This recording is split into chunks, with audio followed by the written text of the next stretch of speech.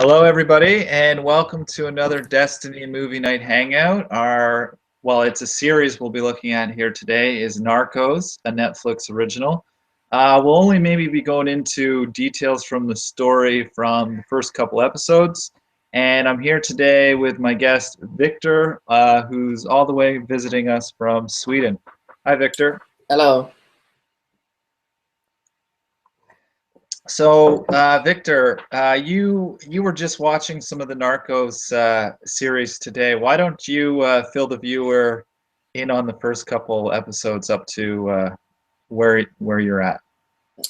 Yeah, okay. So basically, it's about the drug trafficking that occurred in Colombia in the 80s, I think, somewhere around there, where the main figure of this cartel, drug trafficking cartel, is a guy called Pablo Escobar, and he gets in contact with some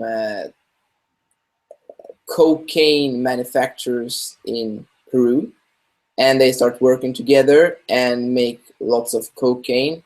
And Pablo, he's a smuggler, so he is able to get the cocaine into Miami, and basically they make a lot of money due to that. So what then the story starts circling about is basically what happens when someone earns a lot of money, and the consequences that flow from that. For example, that police start chasing Pablo Escobar, a guerrilla kidnaps someone in order to get money for that, a ransom, and the intrigue starts growing. Greed starts gripping some partners around Pablo, and there is treason, and they kill each other, and well, basically the things that tend to happen when you get lots of money. And that's basically where I'm at, and now where I'm at in this series. And so there's like two parallel stories where on the one side we follow Pablo, the drug trafficker, and then on the other side we follow a DEA agent, a narc, I think it's called, that tries to stop this cocaine from reaching Miami. Yeah. Cool. Now, before watching the show, have you spent much time like looking at or investigating the war on drugs, like in particular? Like, has that been an area of focus for yourself? Not particular, but I have investigated how the consequence of the war on drugs is that primarily people that are already on the outskirts of society gets arrested and put into jail and fined and hunted down for having drugs, which causes a lot of misery for many people, and also that the root causes of the drug trafficking isn't really addressed in this war of drugs. And that's basically, I haven't done any more research on it than that. Okay. There is some cool movies that have been done in relation to this Narco series. I'll just mention here quickly. Cocaine Cowboys is another cool documentary, well, movie, I guess. Blow, the Hollywood action movie with Johnny Depp, it kind of goes into this a little bit. Kill the Messenger cuts into this as well. That was a movie. Those are a few key ones that come to mind. There's a lot more to it. But yeah, those are good ones that paint the picture. Also, there was another one that I watched on ESPN a little while ago. That's a sports station about Pablo Escobar and his brother, who was the soccer star, and Pablo Escobar owned the soccer team. And it just kind of showcases the two of their relationships. But yeah, the drug point. What I found fascinating, what you just said there, is is the point that how it encourages people like, you know, being outcasts on the society kind of thing. And you know, you showcase the point about the users often end up in prison. And you know, what's interesting about it is that the at the other end of it, the the people who are like the major drug traffickers are also in a way kind of outcasts of the society, though, you know, they're the ones that are receiving the spoils, if you will, of the imprisonment of the many that are suffering. It's like, you know, we have extreme poverty on one end by, you know, so many people going to jail for drug possession. And you have, on the other hand, the smaller minority of super affluential, you know, mega millionaires or mega billionaires, even in some cases, which in no way really is kind of, you know, contributing to the betterment functioning of society in a lot of ways. And yeah, I just find it interesting, the contrast where you know, you can't have one without the other, and yet the way it's set up directly perpetuates both. Yeah. Yeah, I mean, it's fascinating how, well, basically drugs is a point where you utilize the flaws of the system and the flaws in human beings to make lots of money. It's basically like porn also. Yeah, And I mean, porn is justified with, well, there is a demand for it, and so we deliver that, we supply for that demand. But with these type of products, it's like you can't say like that, because it's like the product creates the demand, because, you know, unfortunately we're hardwired to be addicted to these type of things. right. Yeah, it kind of, it definitely brings into check the whole, you know, relationship point of like, you know, what are we doing here? Like, why? How are things existing here? Because like you say, how we are hardwired, and it kind of showcases the point of, if the point of being on Earth as a human is to make money, while, you know, being in the porn business as like a director or producer, or a drug dealer as a drug trafficker, I mean, those are the best businesses to be in, because you don't even really have to advertise yourself. It just sells itself. Like the demand can't keep up with the supply, it seems.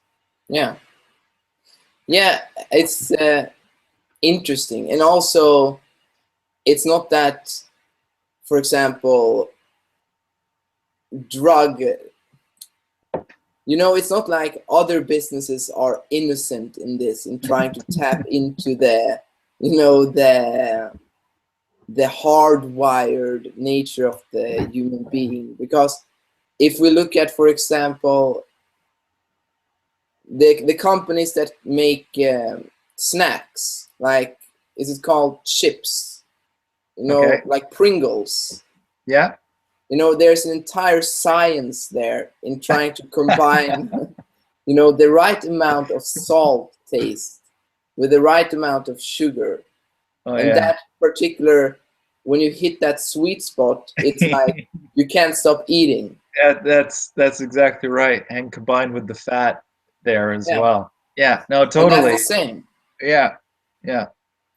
And what happens? Well, people they can't overdose, but they can create various illnesses and become obese.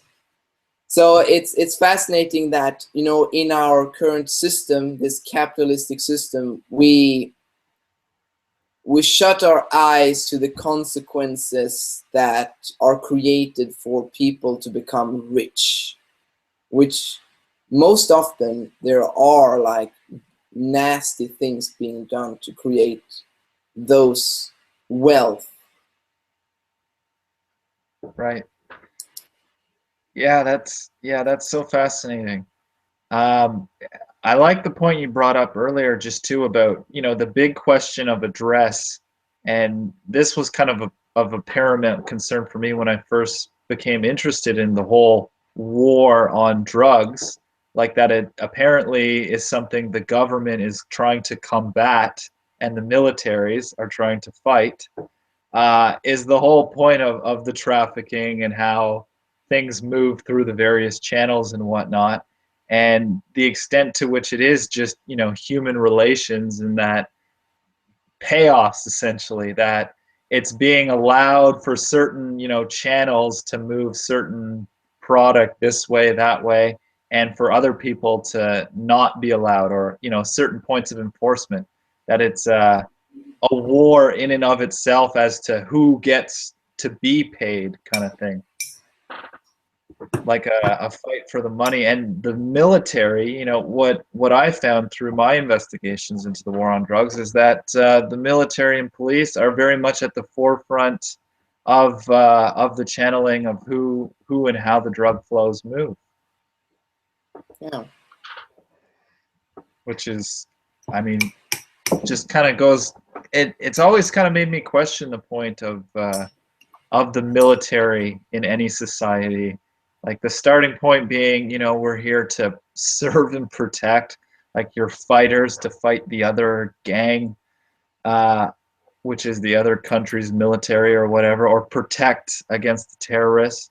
When, you know, I think about like, well, you know, what if the idea of military was, you know, to combat real issues within a country's own nation, instead of it being so much so about, oh, we got to go over to another country and fix their bad shit.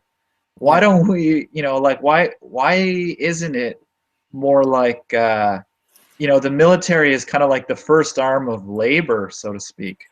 Like I always found it fascinating when you look at, you know, even an example of like, you know, the war in Afghanistan or the war in Iraq, any of these so-called wars that have been going on for, you know, years and years and years, and, you know, trillions and trillions of dollars have been spent on it. And, you know, you'd think from like a travel standpoint and an investment into structure, somewhere like Afghanistan or Iraq, you'd think would be like the most sought after place to travel to, because of all the money that's been put into, well, into and around it, you know.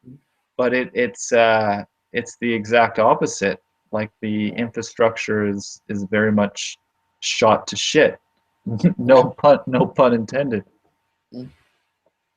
Yeah, that is also interesting. And it comes,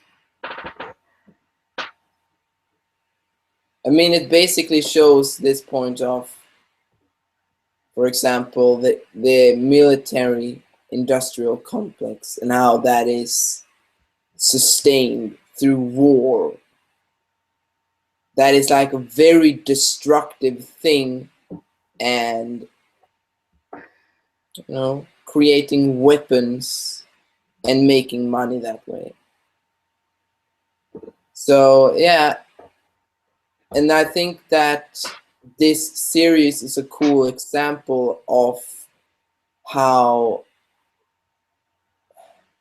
like, it's easy to become very rich on something that is like harmful, and then it's also easy to in that judge those people that become rich on those points and try to go to war against them, like in this, you know, like the DEA tried to with all means necessary stop this individual. But as I see it, you know, Pablo Escobar, that is already a consequence. Like his life is already at the point of no return. Because if we want to avoid these type of situations, I mean, we must make sure that there isn't that drive and desire within people to sort of go over corpses. Can you say that? You walk over dead people. You can Yeah, say that in Swedish. yeah. I get To what you're make a saying. life for themselves. Like, would Pablo Escobar and his life exist if he would have had, from his childhood and onwards, everything he required to make a, to create his life? No, he'd be a different character for sure, because that was part of his thing in his story. If you look more closely at it, is that he didn't come from well-to-do means, and he wanted what he thought was he should have and whatnot, and he was determined to get what he thought he should have, and he went about doing that. And I mean, that's the whole point, I guess. It showcases in the way we have our shared reality design, so much so as the money system, is that to get what you feel you should have, you may have to well, whether you believe you have to or not. I mean, the way the whole structure exists is you're stepping on somebody else's toes, kind of thing, because Yeah, it's the rat race, if you will. yeah,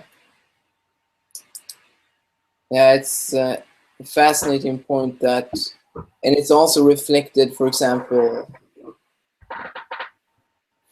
well, in nature.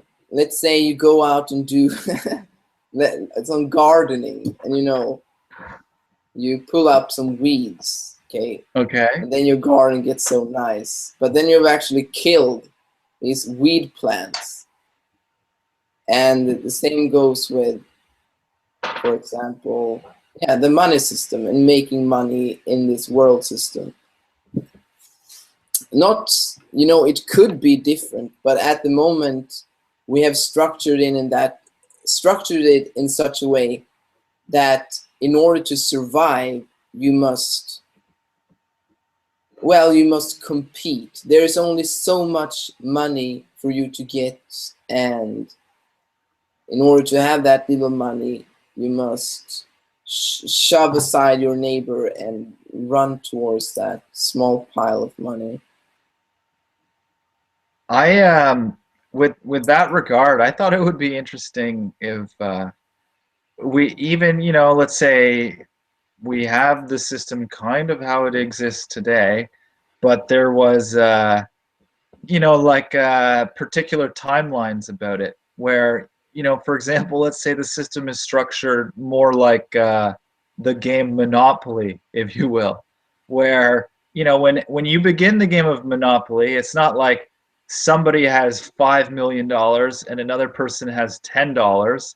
Everybody begins the game with well, a certain amount of money. Nobody has any property or resources. They're all up for grabs, if you will.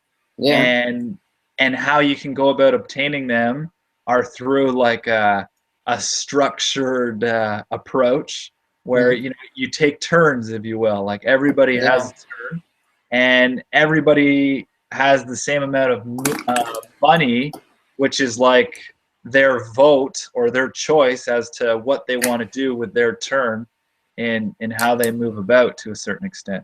yeah, And if we did that, even let's say, well, like on a micro level and a macro level, I think you could have redos, like where it's like, okay, we're gonna do like a system redo, like restart or game over, start again, like wipe the slate clean, yeah, where we have kind of this idea in our society, like through tradition and accepted cultures or whatever, that the way things are existing are based on hundreds and even thousands of years ago, and that we're still kind of playing out to the same one game in a way, very much so, instead of being like, you know what, like it's been 6 months or whatever, we're gonna fresh restart, kind of thing.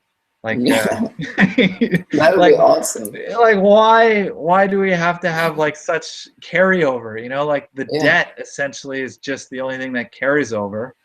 And it's kind of like the whole goofiness of just the debt carryover. Like that brings up for me the point of if somebody dies, okay, and you're the closest person connected to them from like a family point, and they have debts outstanding.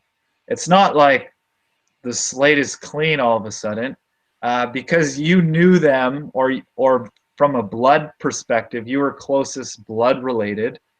You are now responsible for paying their debts, and you may not have even liked that person or even had a close relationship to them at all, but because they were, like, let's say your brother or somebody, you're now responsible for paying so and so this money because you knew so and so and happened to share the same, blood structured DNA as them.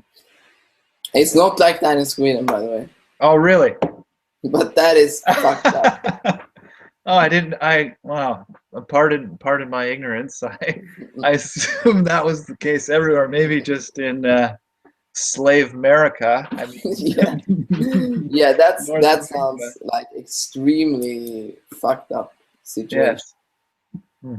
So then I can basically, well, then your life can be destroyed before it's even begun if your parents have had some issues with their money. That too. That's the other thing. Or yeah, I mean that's a big point as well. Is the lottery per se of which family you're born into, kind of thing.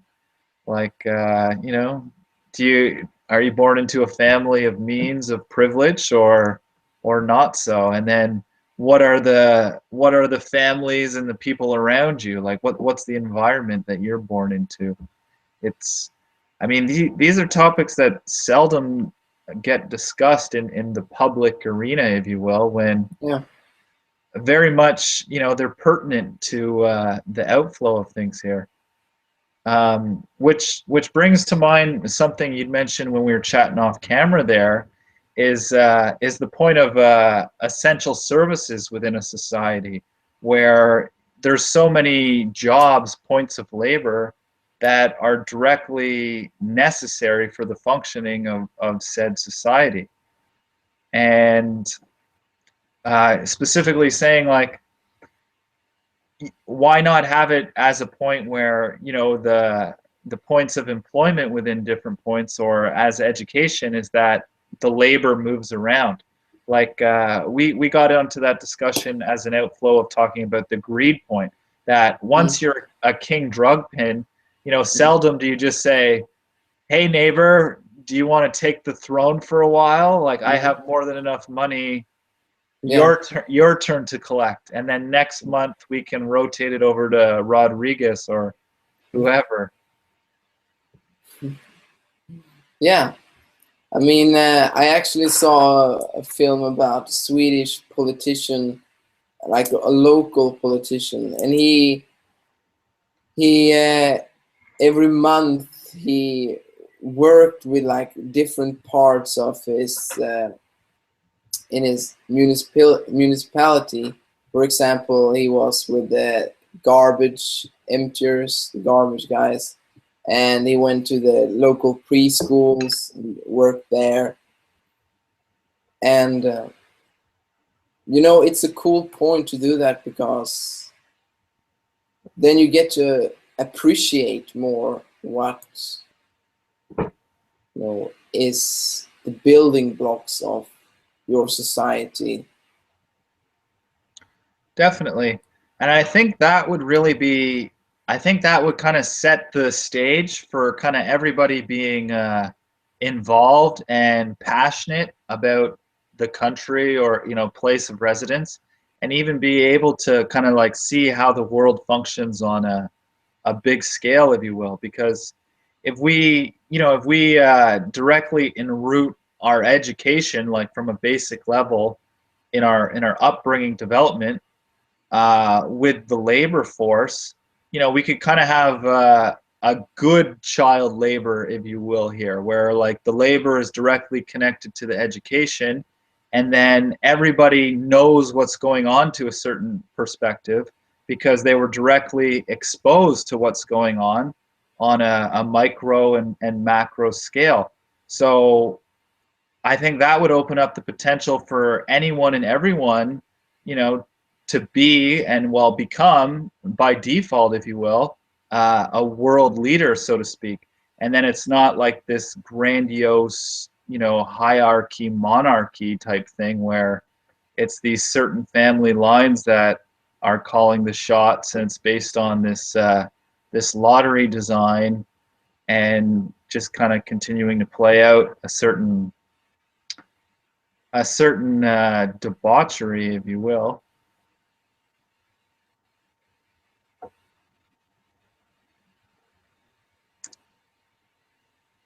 Vic? Yeah. Yeah. I I don't have anything to add to that point there. Oh, fair enough.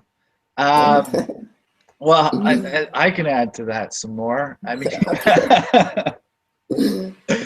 I mean, it really is quite ridiculous. Like when we think about it here, like you know, the education system is kind of like the drug trafficking arena, if you will, like the whole war on drugs, because there's very much so a war on education, if you will, and it's connected to child labor, like shitty business.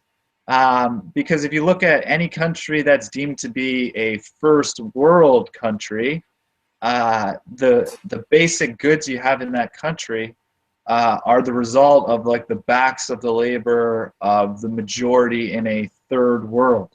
Like, for example, I live in Canada, and most of the garments, the clothing that a person wears, shoes, like all that stuff, is made in countries like China and other third world countries, for where the labor is devalued extensively, and you know, from a monetary standpoint, from the way things exist now, it doesn't make sense logistically to have those goods produced here, because we allow ourselves to trade with the slave labor conditions, where you know, we'll allow the import of such goods on that regard.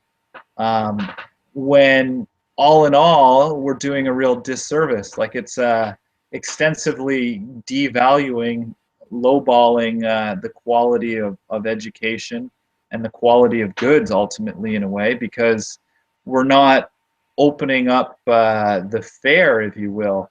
Like from the point of, you know, here on the earth we have the World Fair, and it's like money presents and represents the point of your tokens or your credit, your access to move around the fairgrounds, if you will.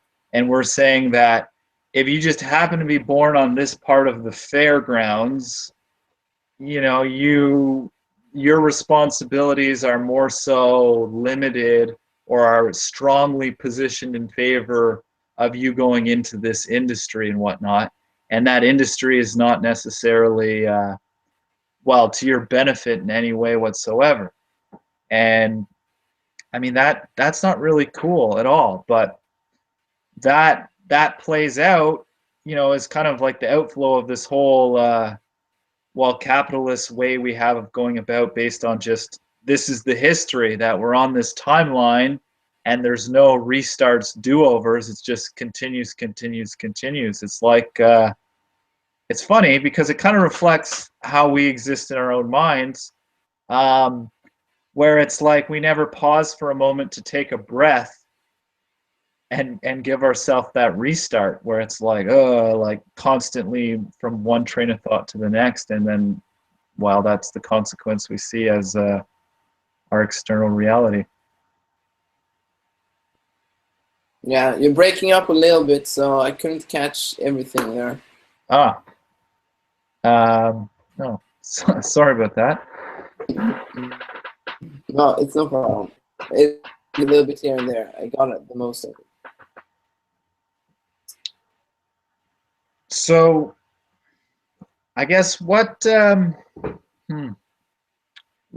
more did you catch the point that I was mentioning just about, I guess, points of like labor, like Yeah, manufacturing labor in particular comes to mind, because yeah, I see this point throughout the world being, you know, mitigated to like certain countries are responsible for this, and even though, you know, those countries are responsible for the production of like the clothes of the world, the regard and the value of said labor is I mean, you know, very much so. The owners of said companies are like you know, pimps prostituting out the labor, very much so, yeah. and we're directly allowing that within, you know, various countries.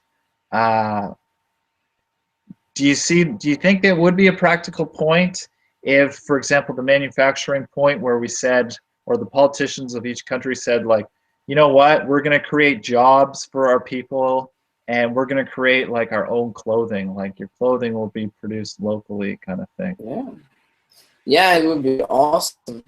But I think in capitalism as it works now, that point has been made impossible because if we were to produce clothes in Sweden locally, it would cost those clothes would be a lot more expensive. Well, So that's a fascinating point, but I think that's a kind of cool point also, because we we have so much in the idea that within the framework of capitalism is that things are too expensive to do the right way, so that yeah, we must go the lowball way, because yeah, we have these accepted values where the price is so low over here that we mm, then must, you know, we wouldn't pay the whatever price. But if yeah, we change the price guidelines, if you will, mm, where, you know, if you live in Sweden, it's like all of a sudden, yeah, the value of clothing has gone up exponentially, but those involved in the manufacturing process are being yeah, compensated for it, and thus the standard of living is higher because those, well, there's new jobs in your country and the quality of the garments is good.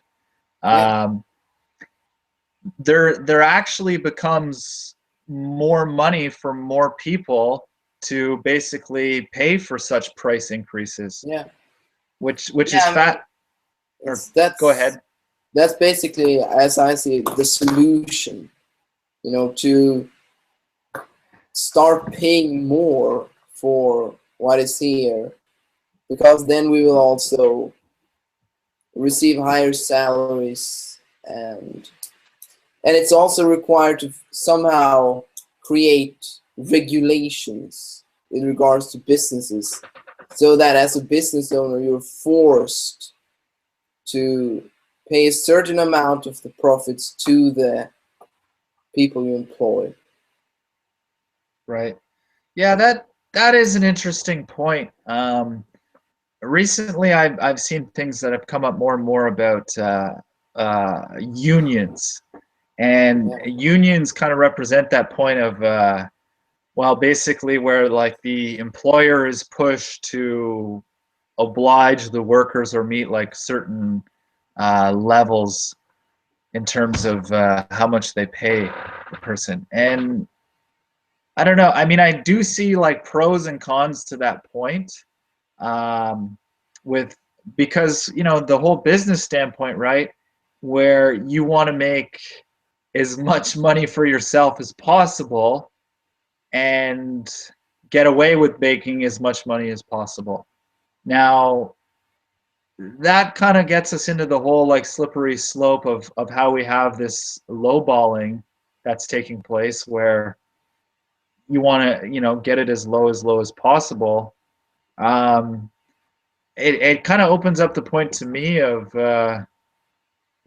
I don't know, potentially back to the drawing board in the relationship with money on a whole, where if you know, certain particular base necessities are provided, your extra income will not be deemed so necessary because the survival points are taken care of. And I think when you're out of the survival mentality frame of mind, everything changes like totally. Like there's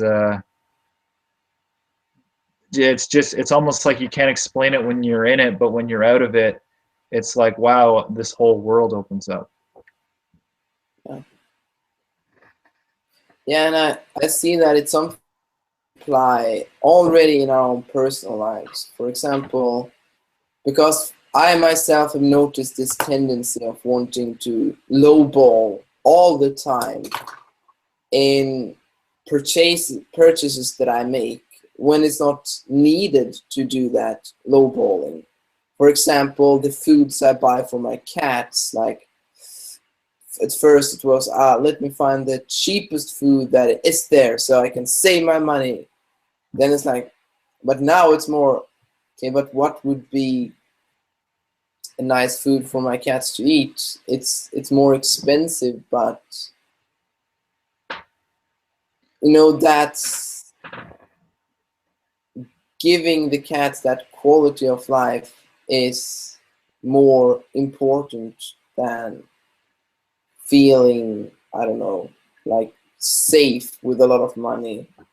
Yeah, like that you it's like thinking that you won almost by the whole savings, you know, like Yeah, it's very particular, the vocabulary that's used in the economy where, you know, spend this much to save, you know, like yeah, save your money, same. like you're like a hero of sorts because you It's like saved Jesus. $42. Yeah, the I'm crucifixion of saved. money. I Maybe, saved I saved $20 today. Raise the yeah. Lord. Maybe it comes from that like anxiety of going to hell, or like it's a religion almost, that you want to be saved. Look for in in the USA, it says on the money, "In God we trust." yeah, yeah, I know that. So it's just Interesting. yeah. I just want to point out for anyone who's watching right now, I didn't have the question section open for well, questions for me and Victor, but it's open now. So anyone who's here is able to ask a question. Yeah, Victor, with what you're saying about the spending money point, and just seeing that where you've shifted your own regard in that point, like with looking at, let's say, for your cats, where you're actually asking yourself the question of, you know, what would best support the cat, not so much so how can I save the most money in getting them this. I mean, maybe that point's not gone entirely, but just kind of looking at it from the point of, you know, what's the best product regards of the price to a certain extent. um, that kind of opened up the point to see that, you know, if we have the survival points all covered, money, I think, could be a point of expression more so, where because there's an appreciation for the points of labor that go into particular works, particular products, where it's like, I'd be happy to pay you this much money. Like, it would almost be like considered an insult for somebody to try to lowball you on the price, where it's like you wouldn't even want to sell to somebody who was trying to lowball you on the price, because clearly they had like no respect or no regard for the value, like the time that it Yeah, took to create such a thing. You know, it's like not seeing the whole creation point of it, and which to me then just kind of showcases the whole point of our, you know, collective shared reality of not regarding creation as like a shared point for us all here together, where it's like, meh, like my creation versus your yeah, creation versus that creation, like yeah. it's a war of the creations, like a Uh, creationism war. it's That, so fascinating. Yeah. go For ahead. example, and also with you know, I own this land. You are my neighbor. You own that land. That is your house. This is my house. I mean, yeah, it's really fascinating, this point of ownership, saving.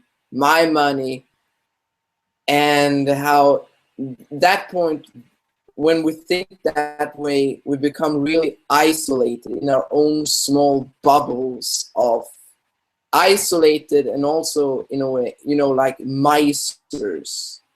We hold on to our bubble and our time and our efforts, and like rarely we go and give unconditionally to support something because we see it's a cool point to support, because it like creates a form of value that is best for all. And I had that realization when helping my brother repaint his apartment, that I had these thoughts come up like, oh my God, it's his apartment. Why should I help here? I mean, I don't get anything out of this.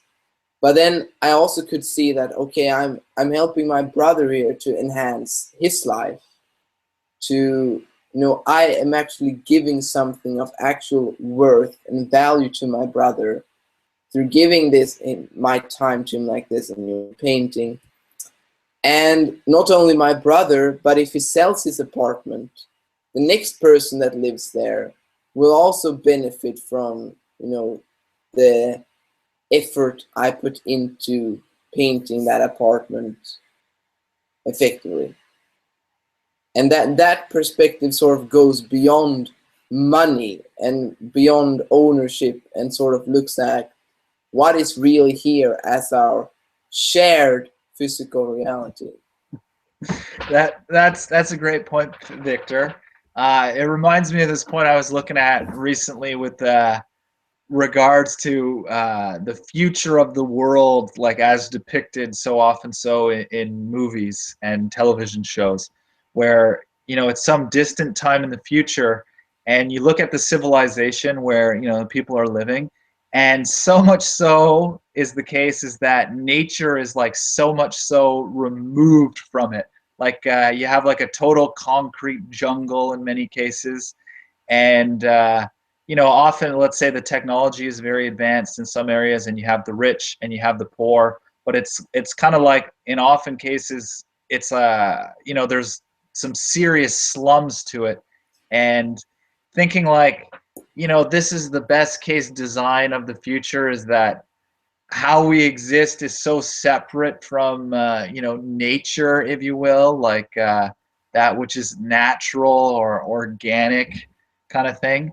And it kind of showcases to me the extensive outflow of the ownership point and the property, where you want to build up on your property and basically, you know, till the land or whatever, and you know, make concrete the plans, if you will, where it's a new building, and so that's what the cities are. It's like the ownership of the different points of cement, the different concrete structures, and it kind of showcases to me the point of like how, like you say, the point of isolation, where you know we're totally iced, if you will, like kind of frozen in our movement and our ability to share and like live in a way that is awesome or most excellent, because it's like you know, the super cities, if you will, it's like being like, okay, here's this hub, or like here's the toilet, and everything else like contributes to, you know, the toilet kind of thing, and we just pull everything out to go to the toilet in a way. When you know, you look at like in between the movement, that you know, maybe it would be better off and more balanced for everyone if how we were situated like throughout was more, you know, in a way animalistic from the point. Because if you look at like how humans move and live together, you know, it's very much like rodents or rats or like insects, you know, like collecting like and dying very very rampantly, and it's just, I don't know, and there's not a lot of individuality I see to it that you may see, like let's say within oh, like look at some bigger animals like a lion per se, or a wolf, where they'll move about on their own, or maybe they have a pack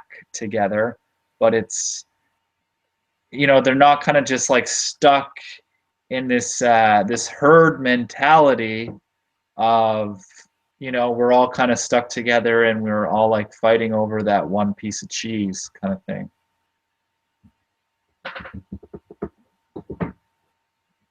Yeah. I mean, interesting. That just I want to just add one more thing just on the sharing point that you mentioned with the painting. That really, like, that's a cool point of expression where you do something to contribute and complement the present and the future of that point, as like somebody else will come along and that'll be there and that'll be for their benefit. If there wasn't maybe, I guess it's almost like there needs to be a willingness of ownership to not be so isolated in so many ways, where there's a willingness to share and move around and contribute to the collaboration of the best interest of others. Yeah.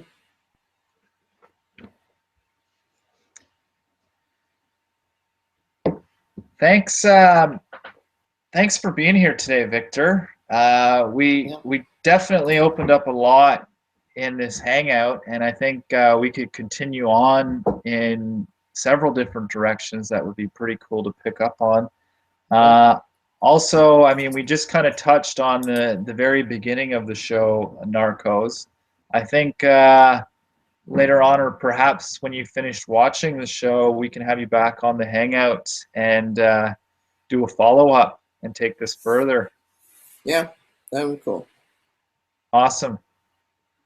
Well, for everybody watching this movie hangout here tonight, thank you for tuning in. Stay tuned next week.